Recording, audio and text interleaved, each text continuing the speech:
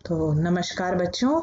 First semester के जो first semester का ये फर्स्ट वीडियो है और आप सभी का स्वागत है, क्योंकि आपका जो आपके पाठ्यक्रम में फर्स्ट सेमेस्टर का जो फर्स्ट चैप्टर है या पहला पाठ जो है वो है चरित्र संगठन। तो चरित्र संगठन जो है बच्चों वो बहुत ही सहज और स्वाभाविक सा, बहुत ही आसान सा पाठ है और इसके लेखक हैं बाबू गुलाब राय।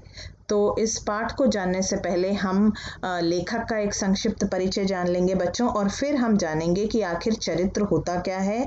और चरित्र के लिए मतलब अगर हम किसी के लिए कहते हैं कि इंसान जो है वो अपने गुणों से, जब हम कहते हैं कि इंसान अपने गुणों से बड़ा होता है, या उसमें ये इंसान नहीं ये तो महात्मा है, या ये इंसान नहीं ये तो हीरा है, इस तरह के जो हम बोलते हैं कि बहुत अच्छा इंसान है, जब हम कहते हैं तो कहीं ना कहीं उसके गुण की चर्चा हम करते हैं।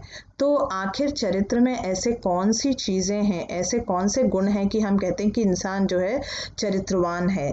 तो चरित्र आखिर होता क्या है, चरित्र से समाज में उसको आदर क्यों दिया जाता है, उसमें ऐसे कौन से गुण होते हैं जो दूसरों में नहीं होते, और उसे हम दूसरों से अलग करके कैसे देखते हैं। और चरित्र संगठन मतलब चरित्र निर्माण का काल कौन सा होता है, और सबसे उपयुक्त काल कौन सा होता है, इन सारी चीज़ों की चर्चा हम करेंगे बच्चों। तो सर्वप्रथम हम बाबू गुलाब राय, जो कि इस निबंध के इस पाठ के लेखक हैं, उनका परिचय प्राप्त करते हुए फिर हम जाएंगे पाठ की ओर कि चरित्र संगठन आखिर है क्या।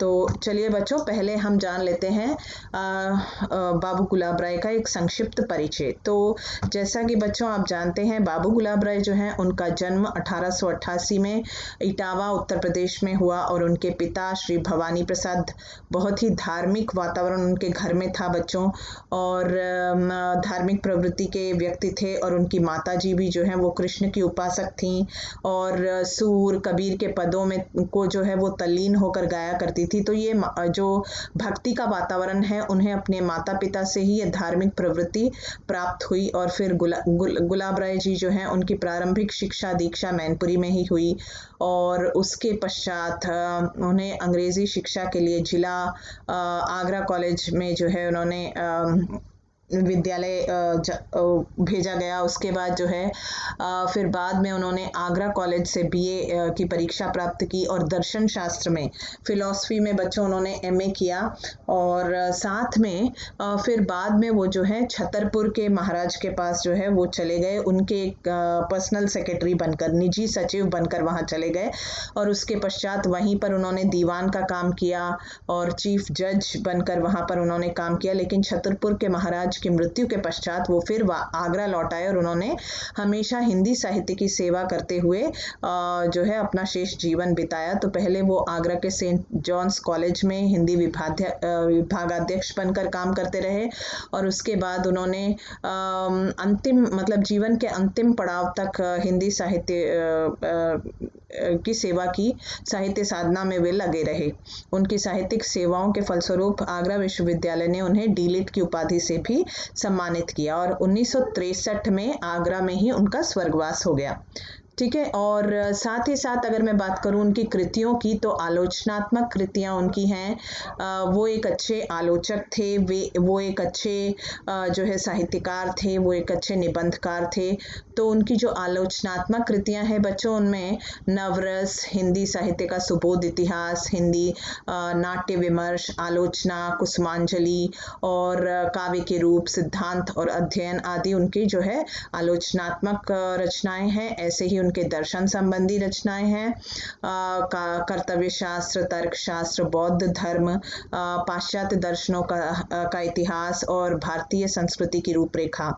उसी तरह से उन्होंने निबंध संग्रह जो लिखे हैं बच्चों, उसमें सबसे ज़्यादा जो चर्चित हैं, उसमें जो ठलुआ क्लब है और मेरी असफलताएं। ठीक है। तो इस तरह से बच्चों ये सब तो इनका रचना जो इन्होंने जो रचनाएं की हैं, इनकी कृतियां ये हो गई। और अब हम आते हैं इसमें कि इस जो लेसन में आपको क्या समझाया गया है बच्चों। अंग्रेजी की एक कहावत है कि if wealth is lost nothing is lost, if health is lost something is lost and if character is lost everything is lost. तो यहाँ पर ये बताया गया है कि अगर पैसा खो जाता है या पैसा खत्म हो जाता है, पैसा किसी तरह से अगर हम खो बैठते हैं तो कोई बात नहीं, आज जायदाद गई है कल हम फिर कमा लेंगे, लेकिन एक बार अगर हमारा चरित्र और उसी तरह से हेल्थ, अगर जो है स्वास्थ्य बिगड़ जाता है तो कुछ नुकसान इंसान को होता है, लेकिन अगर उसका चरित्र बिगड़ जाता है तो फिर वो जीवन में कभी ऊपर उठता नहीं है। तो ये बात जो है बच्चों यहाँ पर बताई गई है, उसी चीज को यहाँ पर इस तरह से व्यक्त किया गया है कि चरित्र जो होता है मनुष्य को स्थायी आदर दिलाने में, समाज में व्यक्तियों के बीच में उसको आदरणीय बनाने के लिए जो मानदंड है वो है चरित्र बच्चों, और मनुष्य की विशेषता उसके चरित्र में है। तो चरित्र आखिर होता क्या है? तो इन्होंने कहा कि जैसे मान लीजिए कि कोई एक मनुष्य है जो बहुत बड़ी पदवी पर है या बहुत बड़ा पद उसके पास है या बहुत धनवान वो है या फिर बहुत जो है विद्वान वो है, लेकिन उसमें घमंड है, उसमें उसका जो चरित्र है वो अच्छा नहीं है, लोगों से बात करने की तमीज उसके पास नहीं है, उसमें विनय नहीं है, तो क्या होगा? जो आदर उसको मिलता है वो केवल उसके पद के कारण या धन के कारण या उसके डर के कारण होगा, लेकिन ये स्थायी रूप से मिलने वाला आदर नहीं होगा। तो अगर मान लीजिए कि कोई बहुत बड़े पद पर है और उसको लोग उसका आदर करते हैं जबकि उसका कैरेक्टर अच्छा नहीं है या उसका चरित्र अच्छा नहीं है, बहुत घमंडी है, बहुत ये है, लेकिन वो आदर कब तक रहेगा बच्चों? जब तक कि वो उस पद पर है, लेकिन उस पद पर से उतरने के बाद वो आदर उसको नहीं दिया जाएगा। लेकिन अगर मनुष्य में उसका चरित्र अगर अच्छा हो तो उसको जहां भी वो जाता है वहां पर उसको स्थायी रूप से उसको आदर प्राप्त होता है। तो चरित्र में आखिर ऐसे कौन कौन से गुण होते हैं बच्चों? तो इन्होंने क्या कहा? आदर्श चरित्र के निर्माण में कुछ गुण होते हैं, जैसे उन्होंने कहा विनय का होना जरूरी है, और उदारता, धैर्य, सहकारिता, सत्य वचन का पालन तथा कर्तव्य परायणता, ये सारे गुण अगर होंगे तो ये गुण स्वाभाविक होते हैं और अभ्यास के से वो बदले भी जा सकते हैं। अभ्यास के लिए बाल्यकाल ही विशेष उपयुक्त है। तो यहाँ पर देखिए बच्चों, उन्होंने क्या कहा है कि बाल्यकाल का जो समय होता है, क्योंकि जो छोटा बच्चा होता है, देखिए आप देखते होंगे कि जो कच्ची मिट्टी होती है जिससे कि घड़े बनाते हैं, कुम्हार क्या करता है? मिट्टी को लेता है, उसको जिस शेप में चाहे, जिस आकार में चाहे उसको ढाल देता है।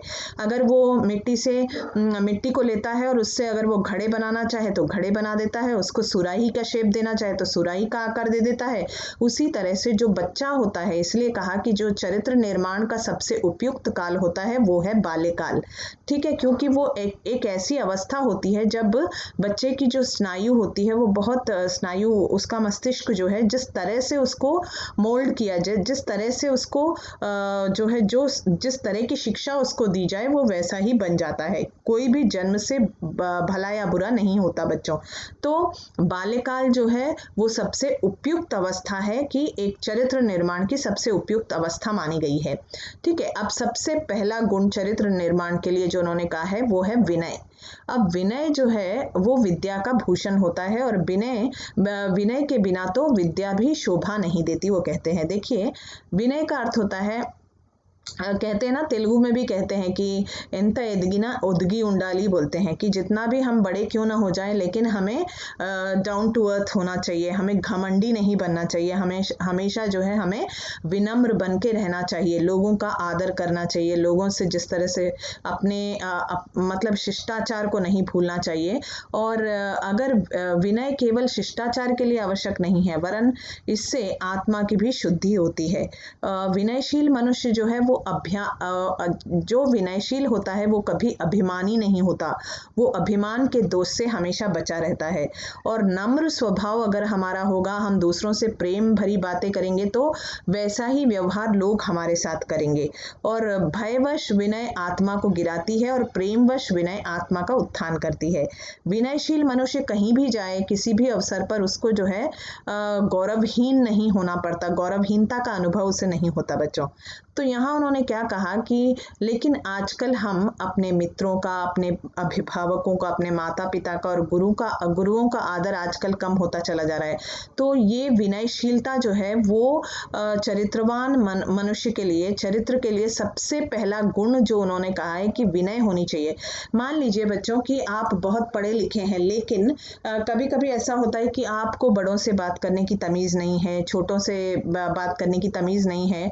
तो आप अगर किसी से तू तड़ाक करके बात करते हैं, किसी से बहुत बुरा व्यवहार करते हैं, तो वो, और आप जबकि शिक्षित हैं, तो लोग क्या कहते हैं, ये तो इतना पढ़ा लिखा बेवकूफ़ है। लेकिन कोई ऐसा इंसान है, मान लीजिए कि जो बहुत पढ़ा लिखा नहीं है, लेकिन उसमें विनम्रता है, उसको पता है कि उसे किस तरह से जो है लोगों से बातचीत करनी चाहिए।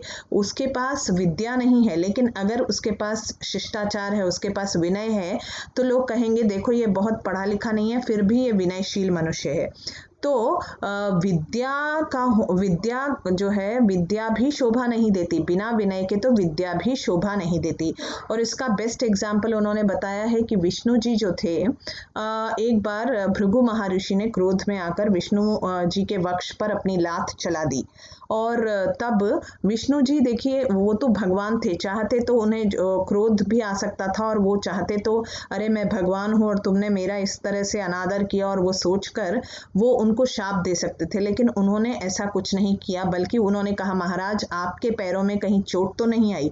तो ये जो है ये विनय की पराकाष्ठा थी, और इससे हमें सीखना चाहिए कि बड़े बड़े जो ज्ञानी महात्मा लोग हुए हैं उनमें ये शिष्टाचार होता है, उनमें ये नम्र भाव होता है। तो हमें भी अपने चरित्र में ये विनम्रता लानी चाहिए, और ये सबसे पहला गुण है बच्चों कि हमें विनम्र होकर रहना चाहिए, क्योंकि बिना नम्रता के अभी तक मैंने जो कहा उसी का चित्र है कि भृगु महर्षि जो है वो किस तरह से उन्होंने अपनी लात चलाई, तो वो जो है आकर विष्णु जी को लगी, और विष्णु जी ने फिर भी बुरा नहीं माना, बल्कि उनको कहा कि कहीं आपके पैरों में चोट तो नहीं आई। तो वो भगवान होकर भी इतने विनयशील थे। मतलब हम जहाँ भी हों, हमारी महानता का सूचक यही है कि हम कितने विनम्र हैं। ठीक है। और दूसरा देखिए, विद्यार्थी जीवन, उन्होंने कहा कि सबसे अच्छा काल, चरित्र निर्माण का सबसे अच्छा काल जो होता है वो, मनुष्य जीवन का सबसे अच्छा काल जो होता है वो विद्यार्थी जीवन। क्योंकि आपने बचपन में कहानी सुनी होगी बच्चों की, एक माँ थी, जब बच्चा कुछ चुरा कर लाता था तो माता उसे जो है हमेशा और इनकरेज करती थी, अच्छा ठीक है बेटा, कोई बात नहीं, तुमने कुछ बुरा नहीं किया। तो ऐसे ही बड़ा होते होते, क्योंकि बच्चे को हमें बचपन से सिखाना चाहिए कि अगर तुमने कोई चोरी की, उसने किसी की चीज उसने बिना पूछे उठा ली, तो हमें उसे बताना चाहिए कि क्या सही है क्या गलत है। अगर हम नहीं बताएंगे तो बच्चा गलत मार्ग को भी सही समझेगा। तो इसीलिए जो विद्यार्थी जीवन है या बाल्यकाल है वो सिखाने का, मतलब उपयुक्त चरित्र संगठन के लिए सबसे उपयुक्त काल वही है। और ये हमारा उत्तरदायित्व है, किसका? शिक्षकों का उत्तरदायित्व है, माता पिता का उत्तरदायित्व है कि जो है वो अच्छे पथ प्रदर्शक होते हुए, और ये परम उत्तरदायित्व होता है कि हम बच्चों को सही मार्ग और सही रास्ता दिखाएं, क्योंकि ये काल जो है बार बार नहीं आता। विद्यार्थी जीवन जो है वो चरित्र निर्माण के लिए सबसे ज़्यादा सुअवसर प्रदान करता है। वहीं पर हमें अच्छे बुरे का ज्ञान बच्चों को देना चाहिए कि उनके वो विनम्र कैसे बने, उनमें उदारता कैसे लाई जाए, ये सारी चीज़ें उन्हें बचपन से ही सिखानी चाहिए। मिल बांट कर खाना, दूसरों दान धर्म करना, ये सारी चीज़ों की शिक्षा उन्हें बचपन से ही दी जानी चाहिए। ठीक है। अब उदारता, जो दूसरा गुण उन्होंने कहा है उदारता। उदार पुरुष सदा दूसरों के विचारों के प्रति उदार भाव रखता है। देखिए, हम हर कोई जो है, हम चाहते हैं कि लोग हमारे विचारों का आदर करें, लेकिन हम केवल और केवल जो है अपने विचारों का आदर करा के दूसरों के विचारों को सुने ही ना, दूसरों के विचारों को ध्यान ना दें, तो ये कैसे होगा? तो उदारता जो है हमें ऐसी रखनी चाहिए कि हमें दूसरों के विचारों को सुनना चाहिए, और दूसरों के, जब हम चाहते हैं कि दूसरे हमारा सम्मान करें तो हमें भी उनको आदर देना ये बनता है। तो उदारता जो है वो केवल और केवल पैसे की नहीं होती, विचारों की भी होती है, भावों की भी होती है। हमें दूसरों के विचारों को, दूसरों के भावों का आदर करना चाहिए। साथ ही साथ गरीब अगर गरीब आदमी है जो ईमानदारी के साथ रहता है, जो ईमानदार बना हुआ है, और वो तो बेईमान धनाढ्य से कहीं ज़्यादा आदरणीय मनुष्य है। और मेहनत करने वाला जो इंसान है, कभी भी हमें उसके प्रति भी उदार होना चाहिए, क्योंकि जो मेहनत मजदूरी करके भी जीता है उसमें एक दैवी प्रभाव होती है। ठीक है, एक भगवान की एक जो कहते हैं ना, भगवान का आशीर्वाद उसके ऊपर होता है, कर्म सौंदर्य उसमें होता है, तो उसे भी पूजा योग्य समझकर हमें जो है देखना चाहिए। उदारता केवल धन की नहीं होनी चाहिए, मतलब केवल धन लुटा दिया तो हम उदार हैं, नहीं। अगर आप कोई धन किसी की मदद भी करते हैं, मतलब जो मेहनत करने वाला इंसान होता है उसकी भी बेइज्जती ना करें। जो आपके साथ आपके जो साथी हैं, आप चाहते हैं कि वो आपके विचारों का आदर करें, आपकी भावनाओं का आदर करें, तो आपको भी उतना ही उदार बनना चाहिए। धन की उदारता इस बात में है कि अगर आप चाहते हैं किसी की मदद करें तो उपकार करें, लेकिन बार बार जताएं ना कि मैंने तुम्हारी मदद की। अगर किसी को दान दिया तो जताएं ना कि मैंने तुम्हें दान दिया, क्योंकि जताने से, एहसान जताने से, मदद करने से, मतलब एहसान जताने से आपकी की हुई मदद का भी जो है अनुपकार में बदल जाएगी। तो उपकार करें तो जताएं ना, एहसान ना जताएं कि मैंने तुम्हारी मदद की। और जो दान देते हैं, आपने देखा कि आजकल पब्लिसिटी का ज़माना है, थोड़ा बहुत दान दिया, डोनेटेड बाई बहुत बड़ा लिख दिया।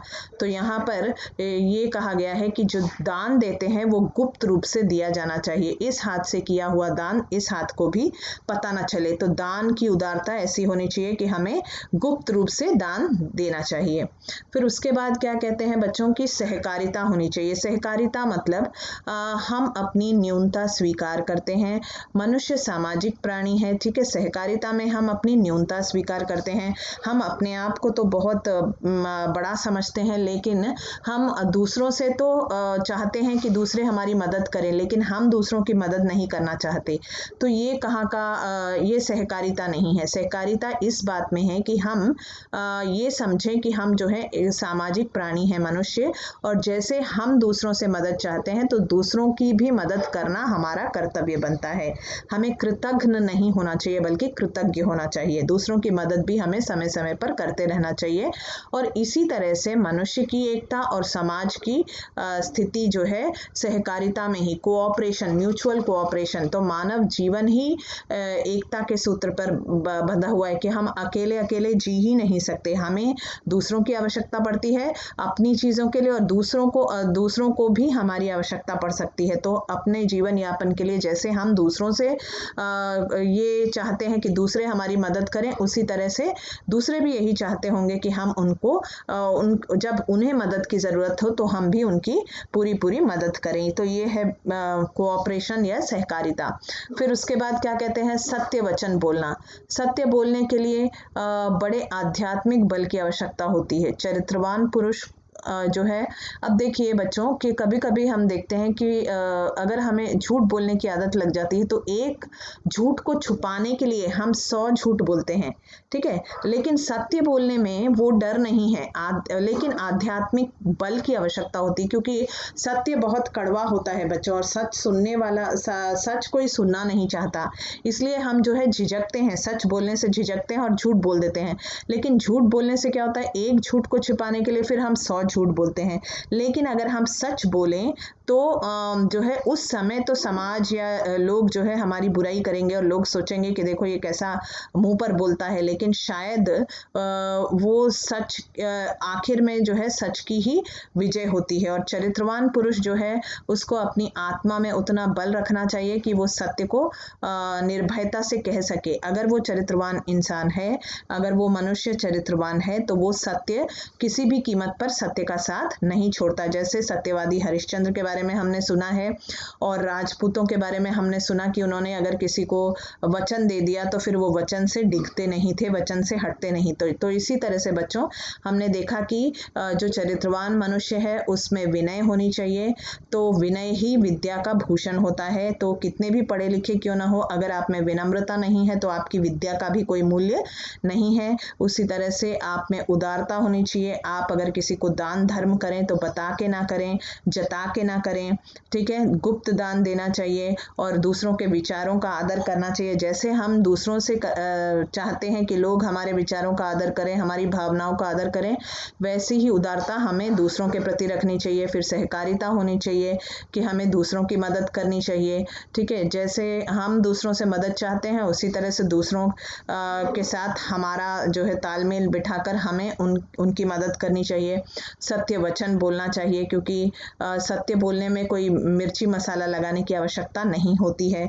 लेकिन हमें और आखिर में चाहे आप कितने ही झूठ क्यों ना बोल लें, आखिर में विजय तो सत्यमेव जयते। जैसे हमको पता है कि एक दिन सत्य की ही जीत होती है, लेकिन सत्य बोलने के लिए जो हिम्मत चाहिए वो एक चरित्रवान मनुष्य में होती है, ठीक है। तो अब देखिए बच्चों, हमने ये भी देखा, अब हम आते हैं जो लालच। अब ये लालच क्या होता है बच्चों, यहाँ पर उन्होंने क्या कहा कि जो लालच है, लालच में हमें नहीं पड़ना चाहिए, क्योंकि लालच एक ऐसी चीज़ होती है कि जब हम अगर देखिए यहाँ पर मैंने बताया कि हरिश्चंद्र जो हैं वो उन्होंने अपने उनके बच्चे की मृत्यु होने पर भी उन्होंने जो है सच का साथ नहीं छोड़ा, ठीक है। उन्होंने मरघट में भी, श्मशान में भी ये किया, लेकिन अपनी सेवाएं उन्होंने दी, लेकिन वो अपने सत्य के मार्ग से कभी विचलित नहीं हुए। साथ में धैर्य होना चाहिए। धैर्य जो है वो किसी भी कर्म को करने में हमें मतलब जल्दबाजी नहीं करनी चाहिए, धैर्य के साथ करना चाहिए। कोई भी काम हम जब करें तो उसे धैर्य के साथ करना चाहिए, हिम्मत के साथ करना चाहिए। और लालच, देखिए मनुष्य जितना बहुत ज़्यादा क्या बोलते हैं हम उसको, कि एक तरह से मनुष्य बहुत ही जो मनुष्य में जो मतलब बहुत ही मनुष्य जितना बलशाली दिखता है, जितना होता है, उसके साथ ही साथ उसमें एक तरह से कमज़ोरी भी होती है। और ये जो लालच होता है ना बच्चों, वो दिया ही इसलिए जाता है कि आपका जो चरित्र है उस आपके चरित्र से आपको हटाने के लिए लोग ये चाहते हैं कि आप अपने चरित्र से हट जाएं। जो आपके अंदर जो अच्छाइयाँ हैं उसको बुराइयों में बदलने के लिए, या आपने जो नाम कमाया है समाज में उससे आपको विचलित करने के लिए, उससे हटाने के लिए लोग जो है आपको लालच देते हैं। और लालच जो है बहुत बुरी बला है। आपको ये समझ कर सोच कर चलना चाहिए कि लालच जो है उससे आपने जो समाज में अपने लिए एक जो पद बनाया है, जो एक प्रतिष्ठा बनाई है, वो कहीं ना कहीं जो है वो टूट जाएगी। इसलिए जो सच्चा इंसान होता है, जो सचमुच में कहें कि वो जो सही में चरित्रवान इंसान होता है, वो जो है कहीं ना कहीं ये महसूस कर लेता है और वो सच्चाई के राह पर चलने के लिए जो है वो कभी भी इन सारी चीज़ों में नहीं पड़ता, लालच में नहीं पड़ता। क्योंकि लालच आपको दिया ही इसलिए जाता है कि आपकी परीक्षा की घड़ी होती है वो, कि आप कितना मतलब लालच में पड़कर आप कैसे अपने चरित्र को दांव पर लगा देते हैं। तो इसीलिए लालच में नहीं पड़ना चाहिए बच्चों। और साथ ही साथ ये कहा गया कि धैर्य नहीं खोना चाहिए। किसी भी काम को आपको धैर्य के साथ करना चाहिए। और धैर्य का उदाहरण हमने श्री राम जी को देखा कि वो कितने धैर्यवान थे। उन्होंने जो है जो भी काम किया वो बहुत धैर्य के साथ, उन्होंने धैर्य को कभी नहीं खोया। आपने देखा कि जब श्री राम को जो है एकदम से राज्याभिषेक होने वाला था और फिर भी उनको एक ये सुना दिया गया कि नहीं तुम जंगल जाओगे, तुम्हें वनवास दे दिया गया है, तो भी वो जो है बिल्कुल विचलित नहीं हुए, धैर्य के साथ, हिम्मत के साथ वो गए। और साथ में उसके बाद जब उनको जंगल में रहना पड़ा, जब उस वन में उन्हें जाना पड़ा, तो उन्होंने धैर्य नहीं खोया, ठीक है। और तो उसी तरह से हमें भी अपना धैर्य जो है खोना नहीं चाहिए, विवेक के साथ काम करना चाहिए और धैर्यवान बनकर रहना चाहिए। लालच में कभी नहीं पड़ना चाहिए, क्योंकि लालच दिया ही इसलिए जाता है कि हमारा जितना भी नाम कमाया हो हमने, वो सब जो है मिट्टी में मिल जाता है। और एक क्षण की जो कमज़ोरी, मनुष्य जितना बलवान दिखता है उतना ही उसके अंदर कमज़ोरियाँ भी होती हैं, और वो कमज़ोरी हमें कहीं नीचे की ओर खींचती है। और अगर हम लालच में पड़ गए तो वो हमारी जो कमजोरी जीत जाती है और हमारा चरित्र हार जाता है, इसलिए हमें लालच में नहीं पड़ना चाहिए। तो बच्चों, हमने यहाँ देखा कि हमें विनयशील होना चाहिए, उसके बाद हमने देखा कि हमें हमारे अंदर उदारता होनी चाहिए, फिर उसके अंदर हमने देखा सहकारिता और जो है सहकारिता होनी चाहिए, और साथ ही साथ जो है हमें सत्य वचन बोलना चाहिए, लालच में नहीं पड़ना चाहिए और धैर्यवान होना चाहिए, साथ ही साथ कर्तव्य परायण होना चाहिए बच्चों। तो ये कर्तव्य परायणता क्या है? कर्तव्य परायणता का अर्थ होता है कि कर्तव्य परायणता का अर्थ ये होता है कि हाँ, तो कर्तव्य परायण का अर्थ ये होता है कि अब मैं एक विद्यार्थी हूँ और विद्यार्थी का कर्तव्य क्या है? पढ़ना लिखना। तो मैं केवल और केवल पढ़ता लिखता रहूं, ये नहीं। वहाँ पर इसका मतलब ये होता है कि जैसी स्थिति हो, प्रत्येक स्थिति में अनुकूल जो है अनुकूलता के साथ अपने कर्तव्यों को एक निश्चित रूप देना और करना, ये जो है बहुत ज़रूरी है। कि मान लीजिए कि आप एक विद्यार्थी हैं, पढ़ना आपका काम है, लेकिन सामने वाले के घर में आग लगी हुई है, लोग जा रहे हैं अपना अपना काम छोड़कर और आग बुझा रहे हैं, और आप जो है हाथ पे हाथ धरे बैठे हैं और कहें कि ये मेरा कर्तव्य नहीं है, मैं तो विद्यार्थी हूँ, तो मेरा कर्तव्य केवल और केवल पढ़ना है। तो क्या वो आग बुझाना आपका कर्तव्य नहीं है? तो इसका मतलब क्या है कि जब जहाँ पर आपकी ज़रूरत पड़े, आपको उस ज़रूरत के प्रत्येक स्थिति के अनुरूप आपको जो है प्रत्येक जो आपके जो कर्तव्य बनते हैं उसको निभाते हुए आगे आपको बढ़ना चाहिए। तो आपको कर्तव्य परायण भी बनना चाहिए। तो ये है बच्चों, हमने अभी तक जो देखा कि चरित्र संगठन जो पाठ है आपका, उसमें हमने ये पाया कि उन्होंने ये बताया बाबू गुलाब राय ने कि चरित्र जो होता है उसके कुछ उन्होंने गुण बताए, 6 गुण बताए, जिसमें कि उन्होंने विनय, उदारता, सहकारिता, सत्य वचनों का पालन करना, धैर्य के साथ रहना और कर्तव्य परायण बनना, ये सारी चीज़ों के होने से, इन 6 गुणों के योग से मनुष्य जो है वो समाज में स्थायी रूप से आदर पाने का मतलब उसे आदर मिलता है और वो चरित्रवान कहलाता है। और जब मनुष्य में मतलब ये सारे गुण होते हैं तो उसे समाज में जो है कभी भी गौरवहीनता का अनुभव नहीं करना पड़ता। अब जैसे कि मैंने बताया बच्चों कि विनय जो है वो मनुष्य चाहे कितना ही बड़ा क्यों ना हो, लेकिन उसे विनम्र बन के रहना चाहिए, जो कि तेलुगु में भी कहा जाता है कि एंता एदगिना उदगी उंडाली।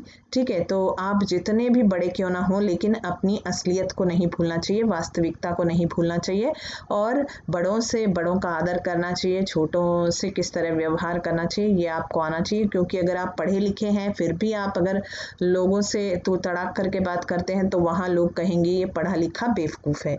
तो इसलिए कहा कि विनय के बिना तो विद्या भी शोभा नहीं देती। और वहाँ पर एग्जाम्पल बताया गया विष्णु भगवान का कि भृगु महर्षि के जो है उन पर वार करने पर भी उन्होंने कोई शाप नहीं दिया, अगर वो चाहते तो वो कर सकते थे, लेकिन उन्होंने वैसा कुछ नहीं किया। ठीक है, और साथ ही साथ दूसरा जो, और उन्होंने ये पूछा कि महाराज आपको कहीं चोट तो नहीं आई। तो ये एक विनयशीलता का जो है उदाहरण है, सर्वोत्कृष्ट उदाहरण है। साथ ही साथ मतलब जो विनयशील होता है वो कभी घमंडी नहीं होता।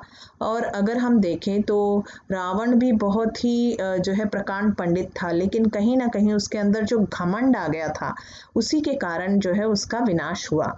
तो इसीलिए विनयशील मनुष्य जो होता है वो अभिमान से या एक तरह से कहें घमंड से बहुत दूर होता है। और विनयशील मनुष्य का अगर आदर समाज में नहीं होता तो ये विनयशील मनुष्य की गलती नहीं है, बल्कि उस समाज की गलती है जिसको कि एक विनयशील मनुष्य का आदर करना नहीं आता।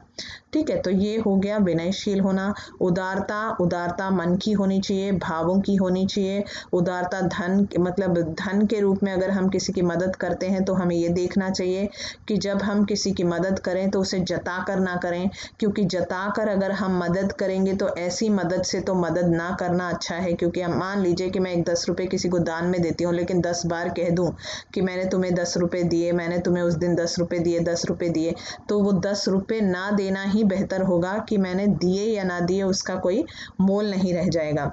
और पब्लिसिटी करके कभी दान न दें, जैसे बोलते हैं ना, इस हाथ का दिया हुआ इस हाथ को भी पता न चले। तो दान जो है वो गुप्त रूप से किया जाना चाहिए और गुप्त रूप से दिया जाना चाहिए, तभी उसकी जो है एक उसका अपना एक बड़प्पन होता है। हम देखते हैं कि आज जितने भी नेतागण हैं या जितने भी बड़े बड़े पॉलिटिशियंस होते हैं, हम देखते हैं कि वो केवल छोटे से मंदिर में हम जाते हैं या कहीं भी जाते हैं तो हम देखते हैं कोई बेंच है या कोई फैन भी लगे हुए हैं मंदिर में, छोटे छोटे हुंडियाँ बनी हुई, उस पे इतना बड़ा पेंट करके जो है लिखा होता है डोनेटेड बाई।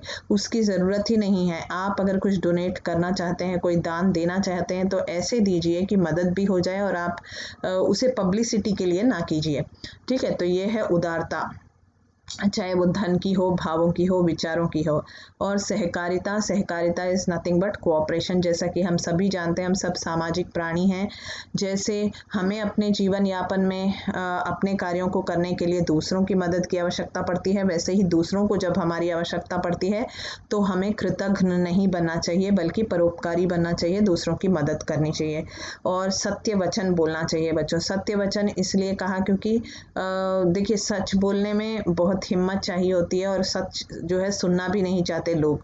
झूठ जो है मिर्ची मसाला लगाकर जब बोल दिया जाता है तो एक झूठ को छिपाने के लिए फिर 100 झूठ बोले जाते हैं, लेकिन अंत में विजय जो है वो सच की ही होती है, सत्यमेव जयते। तो इसीलिए जो चरित्रवान मनुष्य होता है वो इतना आत्मबल रखता है, इतना अपने अंदर एक काबिलियत रखता है कि वो सच बोल सके।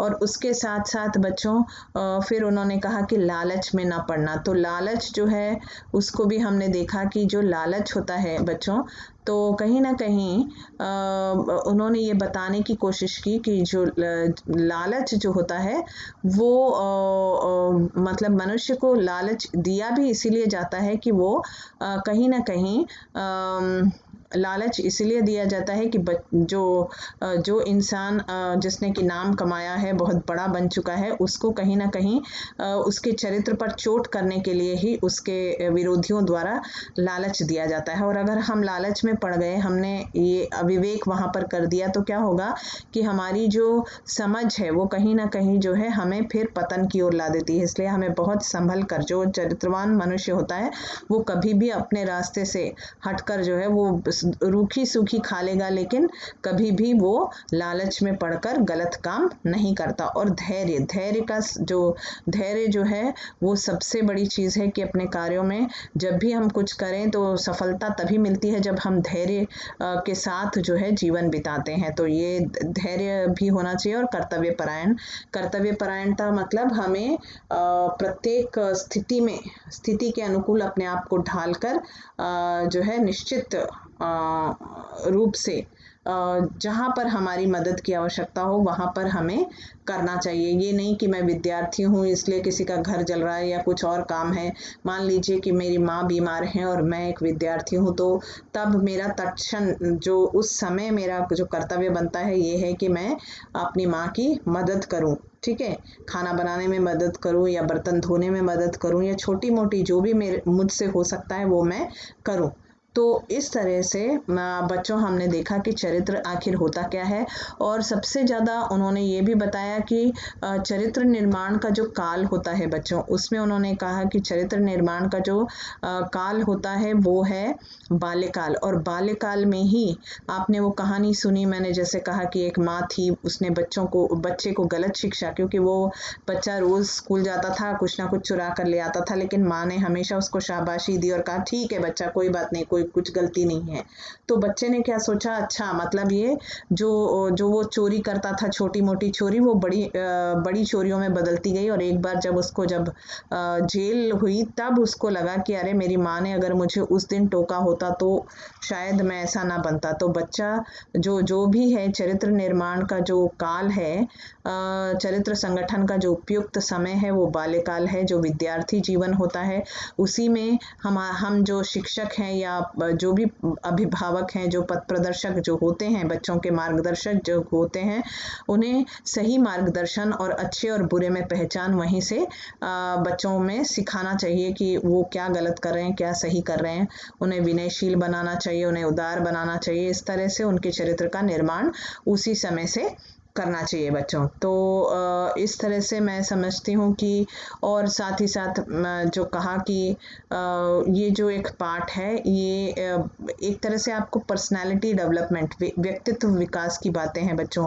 लोक व्यवहार, इन सारी चीज़ों को अगर आप सीख लेंगे और अपने जीवन में इन सारी चीज़ों को आप यदि अमल करेंगे तो आप पाएंगे कि आपके चरित्र में, आपका जो चरित्र है, आपका जो बिहेवियर है, आपका कैरेक्टर भी आप संवार सकते हैं। तो ये चरित्र संगठन, आप ये ना सोचें कि ये क्यों पढ़ाया जा रहा है।